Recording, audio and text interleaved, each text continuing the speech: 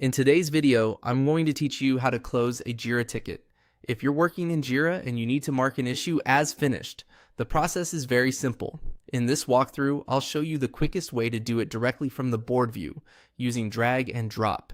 This is a common method in Jira, and it's especially useful when you're managing tasks in an active sprint, or simply updating the status of completed work. To begin, open your Jira board and locate the issue or ticket that you want to close. This could be a task, bug, story, or another issue type, depending on how your project is set up.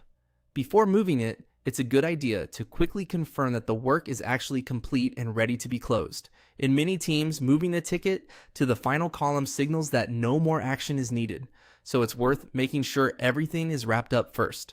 Once you've found the ticket, click on it and drag it across the board to the done status or the close status, depending on how your workflow is configured.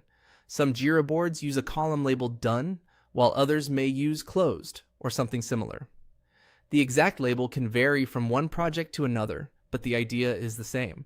You're moving the issue into its final completed state. As you drag the ticket, make sure you drop it into the correct column.